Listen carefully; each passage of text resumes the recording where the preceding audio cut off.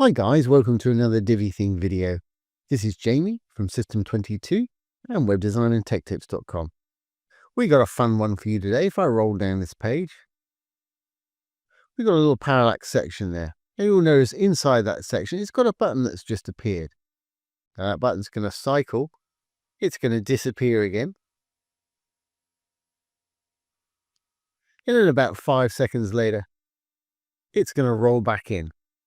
And we made this section sticky, so if you roll up the top of the screen there, it's going to stay there. And that button's going to stay there. It's going to continue oscillating in and out like that. And that's going to get people's attention pretty quickly. Really easy to do. So let's get started. I'm going to enable the Visual Builder.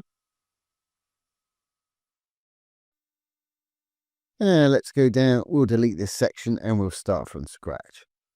Little blue tab for a section. Just click on it. Hit the trash can to delete it. Now we can click on any section there. Little blue button's going to appear. We can add a new section. I'm going to use a regular section for mine today.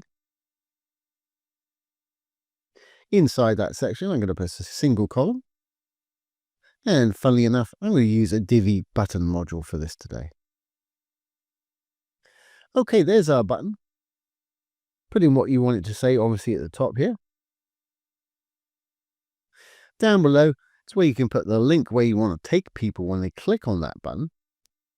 Just put your link in there. I'll put a hashtag in as I've got no real link. Always best practice. If you're linking to your own site, leave it in the same window.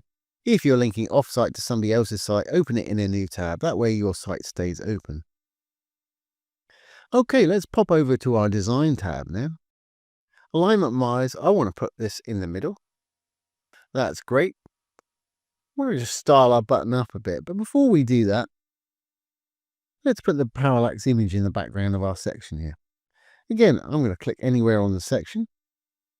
Blue tab for a section. I'm going to hit the cog to go in there. Background you'll always find under content.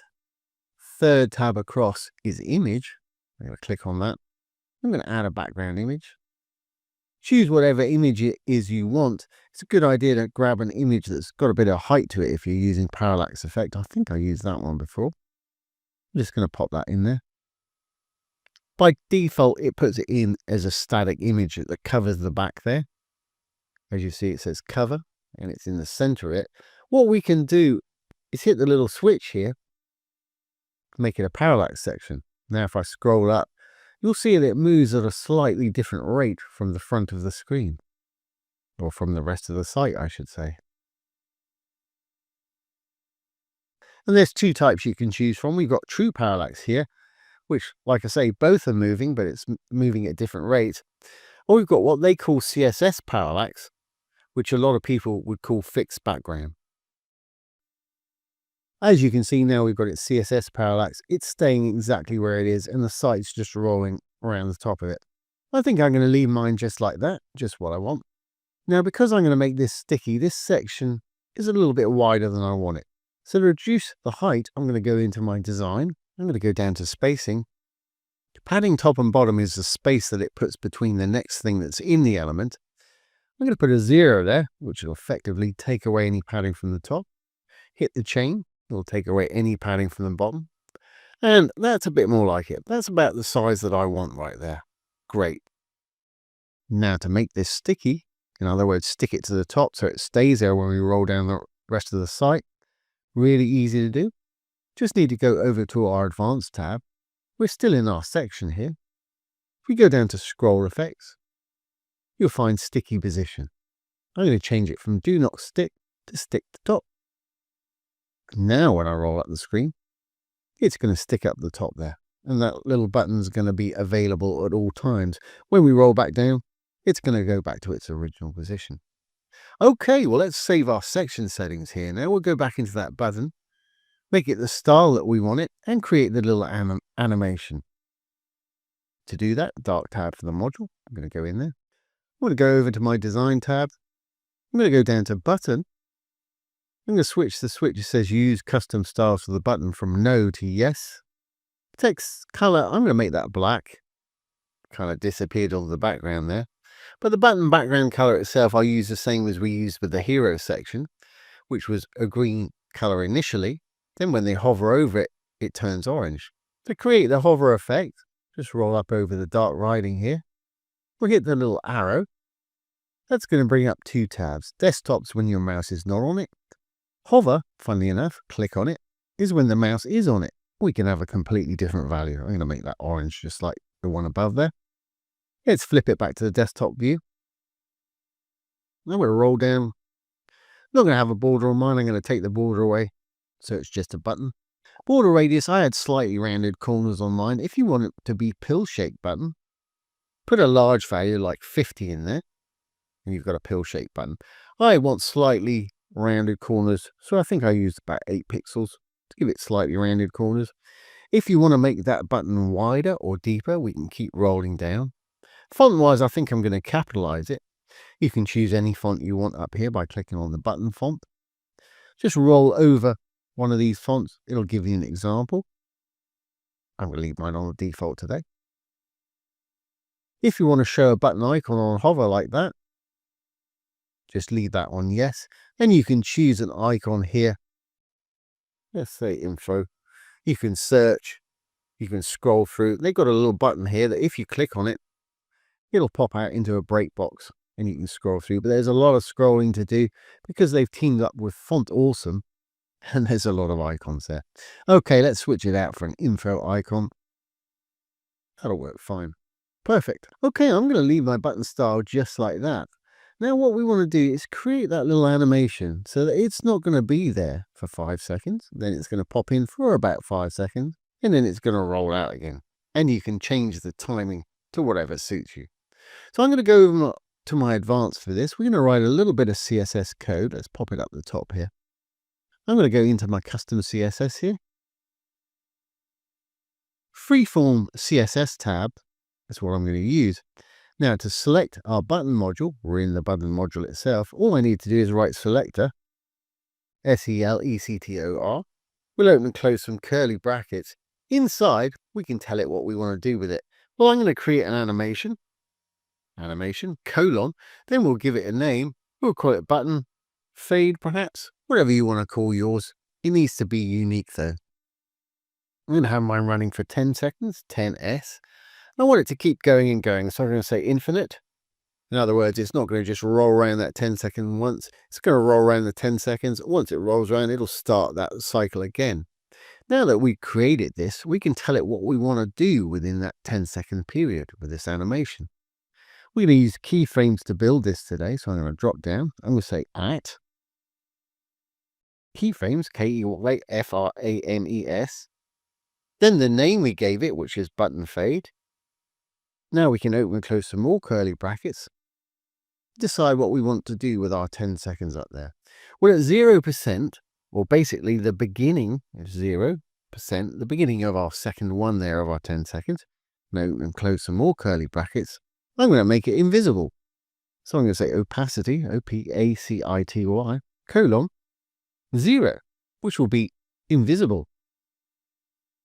What's going to happen now, it's going to start off invisible at our 10 seconds like it has done there. Then it's going to fade in over that 10 seconds. So I'm going to say perhaps at 25%, I want it to come in. Let's copy this, Control C. We'll drop down. I'm going to say 25%, quarter of the way through our 10 seconds, 2.5 second mark if you like. So let's make this 25. I'm going to say opacity 1, which is fully visible. And what I want it to do, I want it to be invisible till about 20% and then fade in at 25% rather than fading in from 0%. And I'll keep it there till about 70% and then it can roll back. Easiest way of doing this is putting your percentages in a common separated value up here rather than creating more lines. So I'm going to say at 0%, comma, and at 20%, comma, and at 100%, I want it all to be opacity 0. At 25%, all the way up to 70%, I'm going to have it opacity 1, which is visible. I've got 29% there rather than 20%. Let's correct that. I wonder why it was flashing a bit up there. That way, it should stay invisible up until 20% of our 10 seconds, the 2-second mark. It's going to feed in at 25%. It's going to stay fed in to 70%, the 7-second mark. Then it's going to fade back out when it gets to 100% there. If we've done everything correctly now, this should work for us. And adjust these timings to however you want. If you want it to happen a lot quicker, obviously make this a smaller value. If we put 5 seconds in there, it'll pop up for about 2 seconds, then it'll start fading back out. Another 2 or 3 seconds, it's going to pop back in. I think my 10-second works for me. So let's change that back to 10. And we'll save our changes. As usual, I'll put this code down below, but it is a good idea to write it yourself just so you can get the hang of it. It's really easy and a great thing to learn. Let's save our changes here now. We'll save the page changes. Save draft or publish if you're ready. And let's exit the Visual Builder. Now if we roll on down, there's our little parallax section. As you can see, that button was just disappearing out as we got there. It's going to feed back in when we get up the top there. It's going to stick up there as we go down the rest of the site. And as long as we're on this page, it's going to keep popping in every few seconds, just like that, to remind people that they might want to click on this button. Things like that are very, very eye-catching and very attention-grabbing. And of course, it will work just as well on tablet and mobile. If I hit my F12 key, if I roll the right way, there it is on mobile phone. Then, of course, it will stick up the top on mobile too. It's going to disappear. 5 seconds later, it's going to feed back in. Let's have a look on an iPad. And we'll roll down. Oh, roll back up with this one. As we can see, it's sticky at the top there. Let's grab this. Here, if we roll down, there it is popping up there. It's still going to animate in and out as it was doing before. When we get to the top, it's going to stick up there. It's going to stay up there, like we say, reminding people that they might want to click on that button up there. And that's a great little attention-grabbing thing to have on your site. That sort of thing happens. It's going to get people's attention, as we said earlier. So I hope you've enjoyed this today and found it useful. If you have, please give it a thumbs up, ring the bell, comment, share, and subscribe to our YouTube channel. Once again, this has been Jamie from System22 and webdesignandtechtips.com. Don't forget, if you have any questions, pop them down below the video. I'll do my best to answer them for you, or make a little demo video just like this one. So thanks for watching. Have a great day.